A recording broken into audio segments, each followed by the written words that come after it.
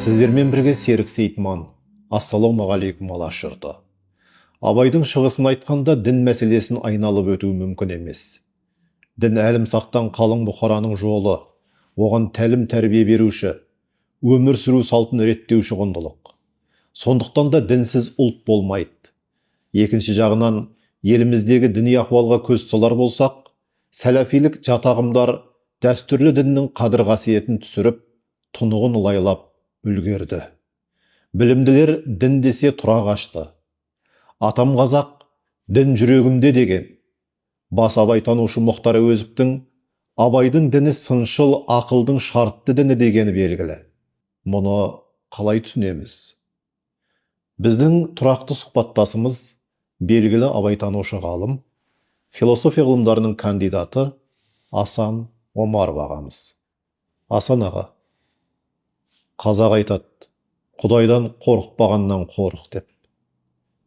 Осының өзінен діннің жүгі мен мақсатын терең сезінгендігін көретін секілдіміз. Мұны Абай қайғырынан қарады екен. Қазір елімізде дін туралы әңгіме көп. Білгенді айтып жатыр, білмегенді айтып жатыр. Яғни дінді оның үлкен әңгіме болып кеткені бір жағынан біздің рухани біліміміз аздығы, діни сауаттың төмендігі. Егер де бастан Абай мен Шәкәрімнің дін туралы ойларын, пікірлерін халыққа жеткізген жағдайда, мұндай дін айналасында төңірегінде проблемалар аз болар еді, мүмкін болмас еді. Себебі діннің өзі Алла Тағала проблеманы шешуге жіберген. Адамзаттың проблемасын мұны дұрыс жолды көрсетуге келген нәрсе, ілім ол. Сол дінді біз өзіміз проблема шешуге тиіс нәрсені проблемаға айналдырып отырмыз. Ол неден? Ол біздің жаңағы қате көзқараста дінге деген. Дін деген, дін тазасын діннен ізде дейді Шәкәрім. Дінсіз халық болмайды деп дұрыс айтасыз. Дінсіз ұлт жоқ. Себебі дін қалың бұқараны имандылыққа тәрбиелейтін, адамшылыққа баулайтын, ұлтына, нәсіліне, жынысына қарамай бір бауыр қылатын құдірет. Басқа рычаг жоқ. Басқаша идеологияны айту мүмкін, андай-мындай болуы мүмкін, бірақ ол діндей бола алмайды. Себебі діннің артында Құдай Тағала тұр. Құдай Тағаланың әмірі тұр. Сен оны басқа ешқандай басқа заңмен алмастыра алмайсың. Сондықтан діннің жүгі, тағы да айтайын, ол тәрбие. Неге бізде жемқорлық көп? Неге совет кезінде қантөгіс көп болды? Оның бәрі діннің жоқтығынан болды. Құдайсыздық жайлады, болды, кетті. Полигон, ядролық полигон. Оның алдында ақшашылық бәрі қырды да салды. Кімдер қырды? Ол аспаннан келіп түскен жоқ. Өз ішіміздегі коммунист болғандар, социалист болғандар, белсенділер, шолақ белсенділер. Солардың себебі оның ар жағында дін жоқ болды, Құдай жоқ болды. Құдайсыз қоғам. Сондықтан діннің жүгі жаңағындай тәрбие дедік, діннің мақсаты ол адам бұл дүниеде ғана емес, ақиретке де жол табады. Себебі біз айттық қой, адам жаны болғаннан кейін ол жаны жоғалмайды, мәңгі. Тәнің өледі, жаны жоғалмайды, қайда ана жаққа барады да ол жаңа дозақ дейміз шарты, бірақ қатты қысылуы мүмкін. Жаның қоярға жер табылмайды. Неге? Себебі дінді ұстамадық, дін керексіз қылдық. Қазір жастар, басқалар енді ислам діні керек емес, өзіміздің тәңірдігі дінге көшейік дейді. Немесе жалпы дін емес, тек салт дәстүрмен ғана озық ұлт болуға болады деген пікірлер де бар. Енді себебі намаз оқу, діннің шарттарын ұстау оңай емес қой. Соны түсінуге болады. Сол жағынан олар дін керек емес дегенге ыңғайланады. Бірақ жаңа айтып отырған екі нәрсе ол ақиқат. Бірінші діннің жүгі, жаңағы имандылық тәрбие. Екінші ол адамды мақсаты жетілдіру, ақиретке де сен барғанда дұрыс бару. Сондықтан дін деген ол мәңгі мәселеміз. Ол исламды бірден айтайық, исламды ешқандай ештеңе ауыстыра алмайды. Егер біз тәңірлікке қайтамыз десек, онда қайтадан шаманизмге түсеміз. Ол өткен уақытты қайтара алмайсың. Болды, кетті. Мына ислам бізді әлемдік цивилизация, әлемдік өркениетке жеткізді. Тереземіз тең қылды. Сондықтан тәңірлік пен исламды қарама қарсы қоймау керек. Екеуін симбиоз, синтез, екеуін бірге ұстау керек. Яссауидің заманы солай болды ғой. Сопылық, дәстүр де керек, Құдайды да таны. Сондықтан тәңірлік деген ол дәстүр, қазақтың дәстүрі. Ислам деген ол сенім. Сенім мен дәстүр ол қайшы келмеу керек. Тәңіршілдікті дін деп қарастырмауымыз керек қой демек. Қазіргі заманда дін деп қарастыруға болмайды. Оның дін дейтін критерийге ол қазір келмейді. Ол кезінде дін рөлін атқарды кезінде. Осыдан 2000 жыл мұшыл орын, себебі адамзат онда табиғатқа жақын жүрді де, табиғаттың заңымен өмір сүрді. Тәңірлік деген ол табиғаттың заңына қатты ұстау. Табиғат. Ол Құранның орнына табиғат жүреді. Қазіргі табиғаттан қайда алыстап кетті ғой біз. Бәріміз қалада тұрамыз. Күн қашан батады, күн атады, оны да білмейміз. Ешқандай табиғат пен адам арасы үйлесім болмағаннан кейін, сондай отырықшылардың діні, мына ислам, христиан деген. Біз соған ауысуымыз керек. Сонымен келе жатырмыз. Енді бұл жаңағы жалпы айтқан әңгіме ғой. Енді Абайдың көзқарасына келсек, Абай бірден айтады. Табиғатта барлық нәрсе екі жағы бар, суық, ыстық, жаман, жақсы. Сол сияқты діннің де ішкі сыртқы бар. Ішкі сыры, сыртқы формасы. Абай өзі айтады ғой, екі түрлі нәрсе сыр мен сымбат дейді. Сол сыр деген иман, діннің ішіндегі иман. Сымбаты, сыртқы, ол жаңағы құлшылық қылу. Жігіттер ойын арзан, күлкі қымбат деп басталады ғой. Екі түрлі нәрсе ғой, сыр мен сымбат дейді. Осы неге ойын арзан, күлкі қымбат? Оларда оның да сыр мен сымбатқа байланысы бар ма? Бар. Ойын деген ол жеңіл ғана күлкі ойын ғой. Күлкі қымбат деген ол, күлкі деген ол сен ішкі жан дүниеңмен ғана күлуің мүмкін. Бір шешуші моменттер болуы мүмкін. Мысалы сен бір қыз баламен танысып үйленгелі жатсың ба? Ол қымбат ма? Сен болашағың соған байланысты болады. Немесе сен бір оқуға түстің ба?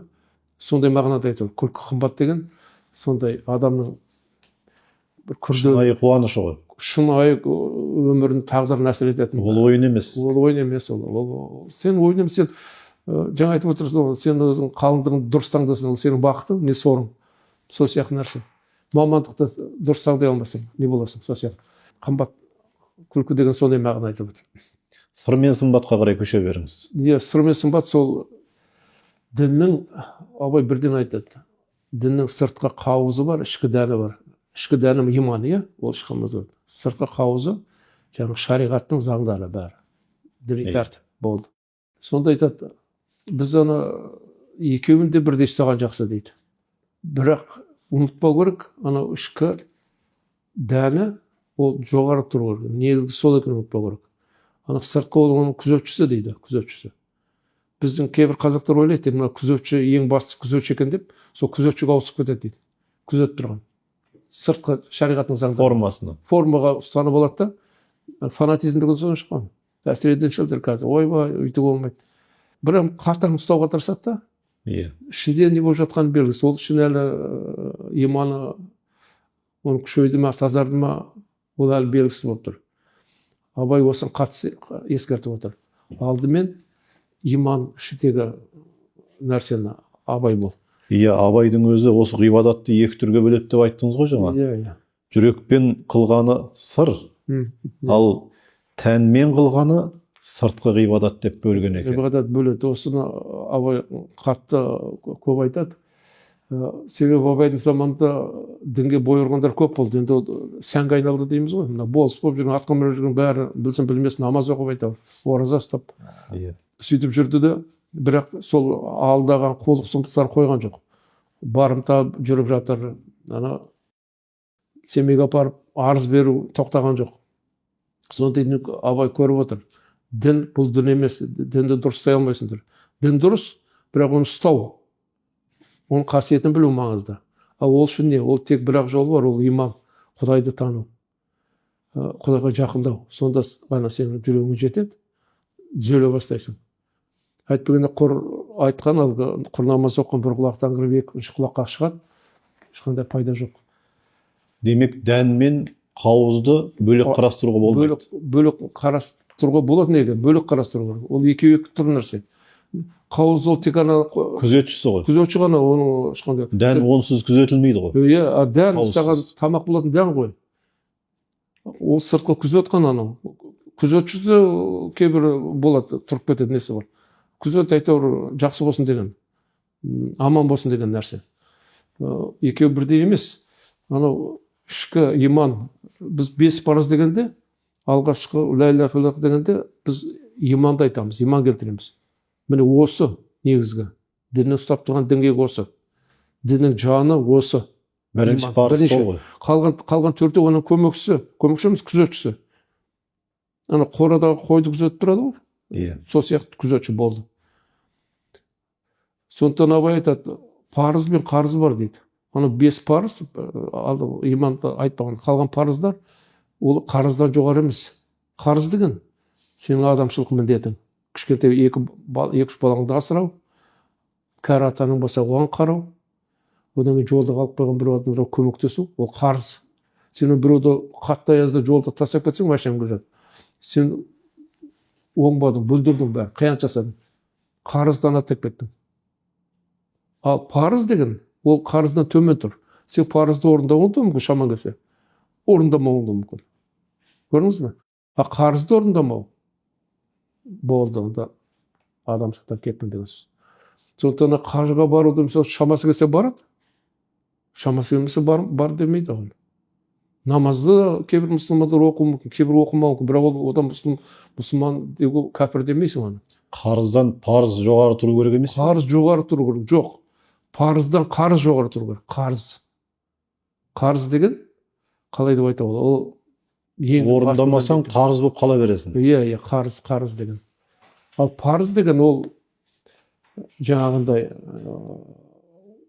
парыз деген ол қарыздан төмен, бірақ ол да міндет жақсы орындасаң жаңағыдай. Мұсылман боласың. Бірақ анау сен мұсылман боласың, болмайсың ба, христиан болсаң, оған рөл онда тұрған жоқ. Сен жаңа адамдығыңда тұр. Сен далаға тастап кетпей, уәдеңде тұрып, адам болсаң, сен қай дінде екенің маңызды емес қой. Қарызыңды орындап тұрсың. Сондықтан осыны түсіне алмаудықтан, дән мен қауызды айыра алмағандықтан дейді Шәкәрім айтады. Бүгіндегі діндердің бәрі нашар дейді. Біреуі немес, біреуі дұрыс емес, көңіл ашар дейді. Көрдіңіз бе? Себебі бәрі нені ұстап кеткен. Дінің сырт жағын, осы менің дінім деп. Біреу шіркеуге барады, біреу синагогаға барады. Болды, анандарды жаман деп сұрайды, мешітке бармайды. Керісінше біз мешітке барамыз, маған бармайды, жоламаймыз. Айналып келгенде екеуі де бәрі бір жол өзі. Бәрі Құдайды түсіндіретін нәрсе. Бірімен бір аралас, бірімен құшақтап жүру керек. Себебі ана діні басқа болғанмен бәрі жүректері Алла деп соғып тұрған. Сондықтан соғыста басталып кетті дейді. Әр жолмен баратын. Әр жол баратын жол. Соны түсіну керек дейді Шәкәрім айтады. Сонда дейді, дін дейді жалпы адамзаты бір бауыр қабыл қылмағады дейді. Бір бауыр қылмағады, міндет. Бірақ одан дұшпанды қару жасау дейді. Керісінше, керісінде бір соғыс басталып кетсе, дін кінәлі деп шыға келеміз. Неге? Ана христиан, мына мұсылман деп. Ол дін кінәлі емес оларда. Оларда жаңа өздерінің мүдделері. Дінсіздік кінәлі ғой. Дінсіздік керісінше. Олардың иманды білмегендік кінәлі. Ол сыртын ұстаған, сыртында дін, ішкі ұстамаған. Ішін ұстаса, ол ешқашан анаға қарсы атпайды. Жаңа Украина мен орыста қазір соғысып жатқандай. Анау, мына көршім ғой, мына менің жақыным ғой деп, сен оны ату түгіл көмектесесің мүмкіндігің келгенше. Міне діннің рөлі осы арада. Яғни бұл арада жаңағы көрші Ресей мемлекеті, енді ол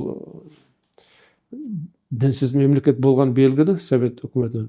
Соның салдары қазір көрініп жатыр.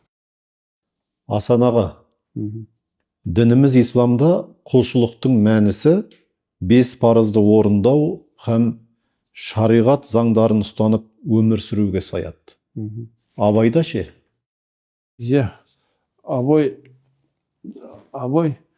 әуелде ол өз намазды мұқият оқыған 40 жасқа дейін.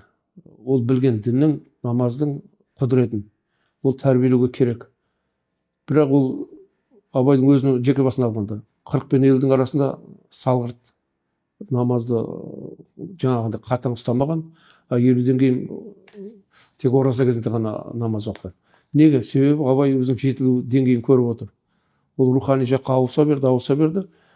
Тәммен қылған құлшылық ондай адамға, толық адамға жаңағы қажет емес. Қажет қаласа істейді, қаламаса істемейді. Себебі оның құлшылығы жаңағыдай ойланып отыру, жаңағыдай шедевр өлең жазу, жаңағыдай қара сөзді түсіру, ол құлшылық.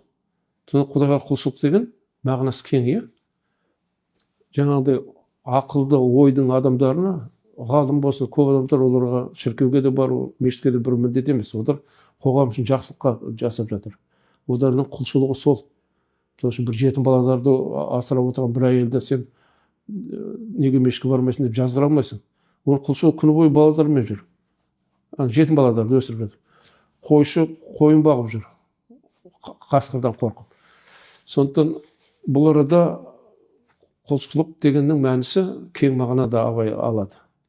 Құлшылық, сенің құлшылығың соғұрлым Құдайға жетімді дейді. Құдайға қабыл алады. Егер сенің жүрегің таза болса, шын ниетіңмен жасасаң. Ал тек сенің ішкі ниетің әлі дұрыс болмай, ел көрсінші деп намаз оқысаң, сәлде басың орабасаң дейді, ол қабыл болмайды. Себебі Құдай тек жүрегіңе қарайды, болды. Жүрек деген ол жаңағы жанның қалауы. Жаныңмен істеу керек, ынтаңмен істеу керек, ықыласың болу керек. Сондықтан құлшылық дегенде біз сол бірақ мағынада оқып, мына қазір жастар көбінесе сол 5 парызды таза орындасам, мен нағыз таза мұсылманмын деп ойлап қалуым мүмкін. Бұл жаңа қайталап айтайық, бұл сыртқы дүниесі, сыртқы форма. Ол керек, жарайды. Бірақ ішкі кемелдікке ұмтылу жетіспейді дейсіз. Ішкі кемелдік қайдан көрінеді? Ішкі кемелдік көрінеді махаббат арқылы дейді абай. Махаббатпен қарасаң бәріне, сен кемелдіктің жолы сол. Мынау кәпір ме, мынау мұсылман ба дегенде дейді, мен қатыгездікпен айырасың. Анау қатыгез адам болса, ешкімді кешірмейтін. Ол мұсылман деуге келмейді. Оған аузың бар дейді мұсылман деуге. Ал мынау кешіретін, мейірімді, ұмтылып қолын созып тұрған адам, ол мұсылман. Себебі оның ішкі дүниесі соны еттір. Міне осылай айыру қиын емес, оңай. Шәкәрім екеуі де айтады осыны. Иманның күштілігі ол жақсылық жасаудан біледі, махаббаттан. Аят хадистерде де айтылған ғой. Көптеген аяттар бар. Адамның ең жақсы жақсылық жасаған деп түсіндіреді. Сен намаз оқыған демейді. Намаз оқы, бірақ жаңағындай жүрегің мейірімді болу керек. Адамзаттың бәрі бауырым деген, ол нағыз мұсылман болды айтып отыр абай. Айтпегенде басқа амал жоқ, сен қалай бәрін жақсы көре алмайсың. Тек тазарсаң ғана, мынау бәрі де Құдайдың құлы деп қарайсың да, аң болсын, құс болсын, бәрі Құдайдың дүниесі деп қарайсың да, сонда сен мұсылман болып көрдің, таза мұсылмансың. Анық. Екіншіден Құдайды тану деген, Шәкәрімнің мына бір ауыз өлең маған қатты ұнайды, өзі айтады. Ей жастар, қалай дейсің бұл дүние? Бүйтіп мінсіз жаратқан қандай кие? Кие. Керексіз жаратқан бір тозаңы жоқ. Керексіз бірді. Тәртібі таңғаларлық зор машина. Бүкіл әлем бір машина сияқты істеп тұр. Мүлтіксіз істеп тұр. Соны кезген адам ойланса, иман деген осы. Міне. Мен де сондай болуым керек, мен бір бөлшегім болу керек. Сол мүлтіксіз істеп тұрғанға. Яғни суды ысырап қылмау керек. Ештеңені бүлдірмеу керек. Табиғатты, ағашты шауып тастамау керек. Қоқысты лақтырмау керек. Табиғатқа бір бөлшегі тек пайдалы істесең, иман деген сол, мұсылман деген сол. Сондықтан бұл арада сыртқы форма мен ішкі сырды екі бөлек болғандықтан сол сыртын ұстап кетті, өте үлкен қателік енді. Мен осыны түсіну қиын өзі. Қалай қазіргі адамдар сауатты компьютермен, интернетпен жұмыс істеп, бәрін білетін адамдар соны неге айыра алмайды екен деп таңғаласың. Абай айтып отырған иман мынау, тағат мынау дейді. Тағат деген сыртқы дүние, құлшылық. Екеуі екі бөлек. Бастары қосылмайды екеуі. Иман деген жан дүние, жан азығы. Сен соны жетілдір. Сенің мақсатың сол. Ал анау саған көмекші ретінде, әсіресе 30-ға дейін 40-қа дейін жаңағы ғибадат. Сен кішкене халыққа түсіреді. Армияда солдатқа барғанда адам қалыптасады ғой. Сосын одан кейін қалыптасып болғаннан кейін сен әрі қарай тіпті 40-тан кейін елдің намаз оқу шарт емес. Сен өзіңді жетілдіруге түссең, жаңағы кемелдікке түссең болды. Бірақ кемелдікке түсу керек қой. Түсу керек. Ең бастысы соны сезу керек. Түсе алмасаң сен намазыңды ғибадат қылма деп айтпаймыз деді абай. Қыла бер, өлердіңше. Бірақ ішкі дүниеңді жетілдіру керек. Сөзбе сөз айта алмаспын, бірақ мына мәндегі ел арасында бір сөз бар ғой. Аз уақыттық ізденістің 1000 жылдық ғибадатқа тең екенін бейнелейтін. Ол Мұхаммед алейкумассаламда бір хадисі бар. Хадис қой. Мен бір күндік ғылымды ізденісті бір айлық намаздан артық қоямын деген мағынада. Және Қытайға барсаң да ғылым ізде деген жаңағы рухани жетілуді айтып отыр. Бір машинаны көріп келу емес. Ғылым ізде деген жаңағы Алланы тану мәнісін түсін, көр, басқа елдерге қара деген мағынада. Жетілуді айтып отыр. Міне Абайдың хақ жолы деген қалай түсіну керек деген мұны көктем алдына келер заманда бұлай дейді. Масылымға жаның ашып шын күйсін, харакет қыл пайдасы көп кетесін. Көптің қамын әуелден тәңір ойлаған, мен сүйген сүйді деп ең сүйсін. Деген міне, көрдіңіз ба? Жаңасың имандылығың харакет арқылы көрінеді өзі. Сен дұрыс істеп жүресің, бәріне жылшыраймен қарайсың. Бір жақсы адам боласың. Сонда міне сені Алла да сүйеді дейді. Себебі Алла өзі мейіріммен жаратқан бәрін. Алланың өзі мейірім жақсы көреді. Сондықтан сен істеп жүргенің оған ұнайды, саған жол аша береді. Шәкәрімде дейді: адамдық борышың халқыңа қызмет қыл, ақ жолдан айнымай арсақта оны біл. Нәпсіңе билетпе басыңның бағы үшін, жоба тап жол көрсет келешек қам үшін. Қайтадан қайырылып қауымға келмейсің, барыңды, нәріңді, тірлікті бергейсің. Міне үндеп отырғандары бұл дінге де қатысты. Діндер адам әсіресе бұған жақын тұрады. Жаңа бұл айтып отырғанға неге? Ол өз дінде жүр, оған оңай. Дінсіз адамға мұнаны түсіну, істеу қиын. Себебі ол кез келген уақытта мына жаққа нәпсі жаққа шығып кетеді. Пайдалы болып кетеді, арамдық жасайды. Мына дүние неге қиянат болып тұр? Себебі адамдар жаңағындай дінсіздік күшті. Сондықтан Абай жаңағы бірнеше нені келтіреді. Аятты өзінің дәлелі үшін дейді: Құдай әділ адамдарды сүйеді деген. Адамдарға жақсы істе деп бұйырылған дейді. Иман келтірген және ізгілік жасаушылар орын жұмақта деген аят бар. Көрдің бе? Міне осындай аяттарға сүйеніп отырып, жаңағы құлшылықтың кең мағынасын айтып отыр. Әйтпесе ол өзі ойлап тауып отырған жоқ былай деп. Құранды өте жақсы білгендіктен біз қазір намаз оқу, ораза ұста дегенде ғана ұстанып аламыз да, бір аят соны ғана міне мұсылман осы деп қадалып қаламыз. Кең мағынаны алсаң, түгел аяттар мұнда басым көпшілігі мына харекет жаса дегенге келеді. Жақсылық жаса дегенге келеді. Себебі ол сенің мейірімділігінің көрінісі, ол сенің рухани жетілгеннің көрінісі. Солдан көрінеді. Бір кәрі апалар болады ғой, оқымағанда, ауылдан шықпаған, бірақ одан жүрегі өте кең, мейірімді. Айналып кел деп шайын да береді, тамақ да беруі мүмкін. Су сұраса сүт беруі мүмкін. Сондай адамдар, міне, олар хақтың жолында, оларға міне Құдайдың сүйетін адамдар солар болады. Сен шытырайып киініп жүріп, астында көлігің болып, бірақ ішінде өзің ата-анаңа да қарамай кетіп, бір кәртейген әкеңді қарттар үйіне апарып тастасаң, сен қанша жерден де мұсылманмын десең де мұсылман емессің. Сен кімді алдайсың? Жұртты алдайсың, бірақ Құдайды алдай алмайсың. Құдай бәрін көріп тұрады. қазақ анасының жағымды образын бейнелеп жатсыз ғой аға. Иә. Қазақта сөз бар, әй дейтін ажа жоқ, қой дейтін қожа жоқ дейді. Бірақ көп бауырларымыз осыны ажа дегенде әже деп жүр. Ажа деген сөздің бар екенін білмейтін сияқты. Ажа деген сөздің мәні әжеден гөрі тереңірек, ауқымдырақ. Сол сияқты мынау қазақта діндарлық деген ұғым бар, діншілдік деген ұғым бар. Осының ара жігін айырып беріп жүрген ғалымдардың бірісіз. Енді осыған тоқталсаңыз. Иә, ол өте маңызды айтып отырған нәрсе. Себебі біз қазір сол діндар мен діншілікті айыра алмағандықтан, мына салафизм, ваххабизм ағымдары күшейіп кеткен сол.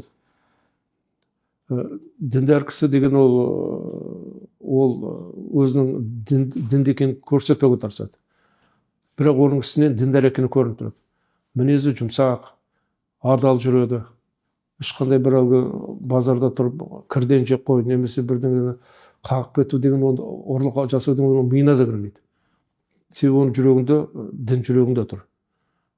Діндар деп соны айтады. Діндар тақуа деген мәндес шығар. Тақуа дегенге де келеді. Иә, тақуа деген жалпы кең мағынада ол тақуа, қанағатшыладың ба тақуа деген.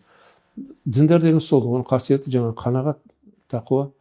Оның несі ол бағана есті адам дедік қой.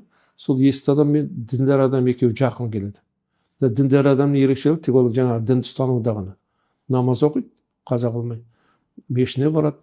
Сондай діндарлығына. Әйтпесе ол есті адам екеуі. Есті адам ол діндар болмауы ғой. Жай ғана елді басқарып алды, ұстаз болып жүр. Сондықтан діндар деген ол кең қарайтын адамды айтады, діндар деп. Мына дінге ол қатты қылмайды. Ойбай мына шариғат солай деген деп арам жырымға бәріне қарамайды ол. Ол адамшылыққа ғана қарайды діндар. Есті кісі де сондай емес. Есті кісі де сол ұқсас, екеуі жақын типтер. Жақын. Діндардың ерекшелігі жаңа айтып отырмын ғой, 5 парызда мұқият болуында ғана. Шамасы келгенше орындайды. Ал діншілдік деген басқа, өзгерек. Діншілдік деген ол сыртқы форманы ұстап қалу деді. Сыртқы форманы соны ұстағандар жақсы, сыртқы форманы ұстамағандар жаман болып санайды ол бітті.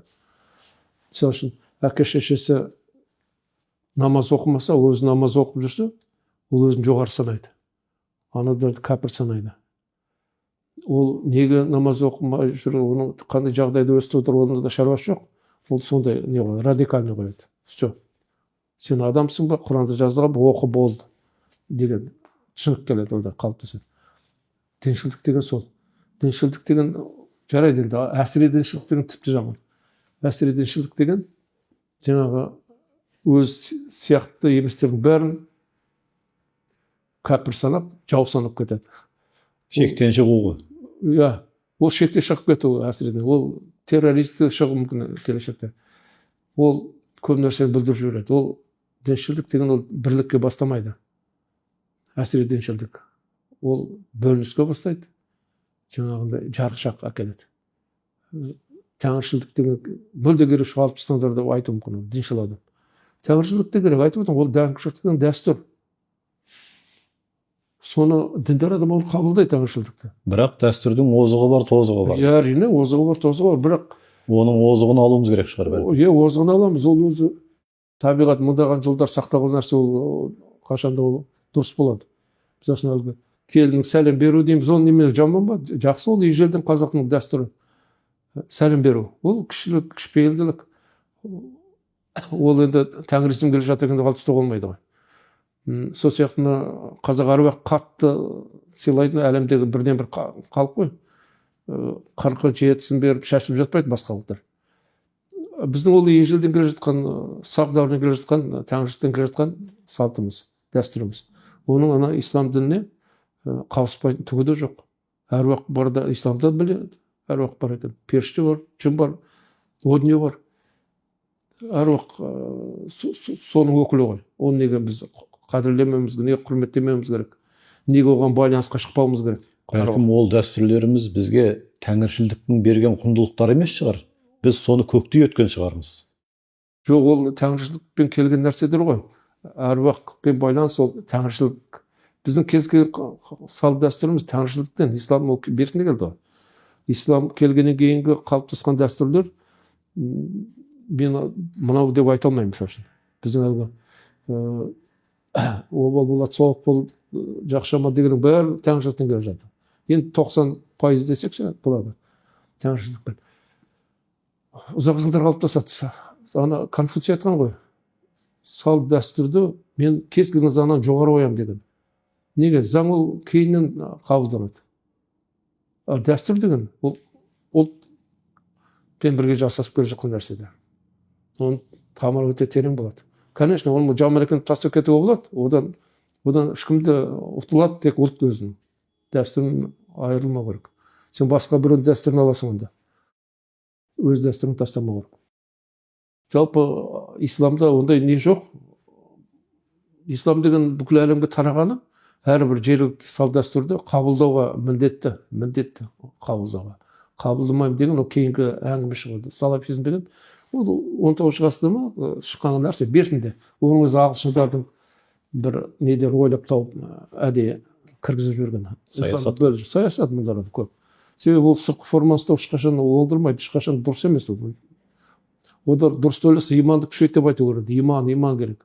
Мына салт дәстүрдің бәрі жақсы, бәрі иманға апаратын нәрсе, бәрі керек деп үйрету керек. Жоқ, ол керек емес деген ол саясат. Дінге қарсы қою. Исламды шіріту. Сондықтан дін деген жаңа діндар мен діншілдіктің айырмасы зор. Діндар деген жаңағыдай қалыпта қазақ тәңіршілдікті ұстанып жүр. Исламды Абай мен Шәкәрім кезіндегідей. Дәстүрлі ислам дейміз ғой. Дәстүрлі ислам деген жалпы ұғым жоқ. Бірақ сол ислам мен тәңіршілдіктің байланысқанда дәстүрлі ислам дейміз. Себебі ол діндар адам қабылдап тұр, түсініп тұр. Тәрбие үшін керек екен салттың. Аруақпен байланыс керек екен. Себебі аруақ жоқ деуге болмайды. Аруақ бар. Ол бізге көрінбейді бірақ. Оның аруақтардың түрі әртүрлі болады, сатысы. Біреу көмекті салады, біреу көмекті салмайды. Аруақ деген сондай үлкен ұғым өзі. Сондықтан қазақтың дәстүрлері исламмен бірге қол ұстасып жүру керек. Ал діншілдік ол жаңағы салтты алып тастауға тырысады. Аят хадис болды. Бұл жерде әрбір сөзімізді абайлап қолданғанымыз дұрыс сияқты. Өйткені тәңіршілдік десек, менің дінім тәңіршілдік екен деп, исламды ысырып қоятындар да бар. Сондықтан бәлкім біз осы дін мен дәстүрді қатар ұстануымыз керек деген тіркесіміз дұрыс шығар. Сол дін мен дәстүр деген ол егіз болу керек деген әңгіме. Әсіресе қазақ үшін, енді мысалы үшін араб елінде өмір сүретіндер өздері арабтар болса, оларға дәстүр деген ұғым жоқ. Ол сол діннің ішінде бәрі. Олар дін ғана керек деген хақысы бар. Себебі олардың өзінің тұрған жері, діннің шыққан жері сол. Табиғаты, киім киісі бәрі келіп тұр. Ұлттық идеологиясына келіп тұр. Жоқ, идеологиясына келіп, оның әңгіме жоқ. Салафизм деген сол ғой. Олар ұлттық деген ұғым жоқ. Салафизм потому что арабтың діні болып тұр. Бізге келгенде, татарға келгенде, башқұртқа келгенде ол өзгеріп кетеді. Өзгеруге міндетті. Мәселе тәңіршілдік деген сөз болып отырған жоқ. Мәселе сол дәстүрде болып тұр. Дін мен дәстүр бірге болу керек. Тәрбие үшін керек ол. Ол иманды күшейту үшін керек. Сен құр дін мен иманды күшейте алмайсың. Дәстүр деген кішкентайдан баланы тәрбиелеу, көмекті сана әкеңе. Үйте ғой, мынаны істе, оның бәрі қолға соғуя ғой. Қолға соғуй. Сонда түгенің бәрі, анау жаман болады, мынау жақсы болады дегеннің бәрі, ол дәстүр арқылы тәрбиелеу. Тек қана дін тәрбиелетіп отырмайсың ғой. Тұрмыс салтымызды ескеру. Тұрмыс салт дегеніңіз, мынау табиғатпен бірге болу, суға түкірмеу, мынау аттың үстіне мініп үйрену. Тіпті қамшыны қалай ілуге дейін. Қалай ілу, оның қандай салты бар. Қамшының басты төмен тұру керек бұл жерде. Ол бәрі толып жатқан ғылым, ілім. Тұрмыс салтпен байланысты болсын. Тұрмыс салтпен байланысты, түптің түбінде бәрі имандыққа, әруақты сыйлауға келеді, Құдайды тануға келеді. Түптің түбінде ол Құдайды тануға бағытталған бәрі. Ал біз европалық болсақ, олар Құдай керек жоқ, Құдай деп санамайды. Олар ғылымға сүйеніп алған, прогресс болды. Онда біз не әрі емес, не бері емес бір ұлт болып қаламыз. Өзіміздің қазақтығымыз жоқ. Не орыс емес, не қазақ емессің деген бір сөз бар ғой. Өте қиын жағдай ол. Сондықтан қазақтың қандай бір дәстүрін мынау тозған екен деп тастауға болмайды. Қаттылап ойлану керек. Оның әр жағында тәрбиелік мән жатады, Құдай тану жатады. Ол міндетті түрде. Құдай қурайды сынбайды деп басталады ғой. Бәрі немен. Абай атамыздың мына бір сөзін айтайық, 12 сөзінде. Кімде кім дейді, иманның неше нәрсеменен кәмәлат табатығын білмей, қанша жерден бұзылатығын білмей, басына шалма орап, пірәдар атын көтеріп, оразашыл, намашыл болып жүргені, көңілге қалың бермей тұрып, жыртсыз салғанға ұқсайды. Сен ішкі нәрсеңді ұмытқанмен онда түкке кіре жоқ дегенді айтып отыр. Құр жыртыс алдын ала атып алмаған аюдың терісін бөліп жатқан сияқтыңыз дейді. Сыртың бүтін, ішің түтін дейді ол. Ішің түтін болып тұр, сондықтан қатсақтандырып отыр. Осы айта береді. Асан аға, жаңа дін мен дәстүр жайында жақсы айттыңыз. Келіннің сәлем салуына дейін айттыңыз. Жалпы өзім де осы дәстүрді өте қолдайтын қазақтардың бірімін. Тіпті келініме деген өлеңімен бүгінгі бағдарламаны түйіндейік. Жақсы. Жүрмесін көңіліңді жасқап қайғы, қайғырсаң ата-енеңе ас батпайды. Келінжан, иіле бер, сен иілсең, алаштың абыройы асқақтайды. Ардақты ағайын, осымен Алқа радиосының эфиріндегі Абай руханияты жобасының кезекті шығарылымын түйіндейміз. Бүгінгі тақырыбымыз Абайдың дінге деген көзқарасы болды. Біздің тұрақты сұхбаттасымыз белгілі абайтанушы ғалым, философия ғылымдарының кандидаты Асан Омаров ағамыз. Бағдарламаны жүргізген Серік Сейтман. Аман болайық.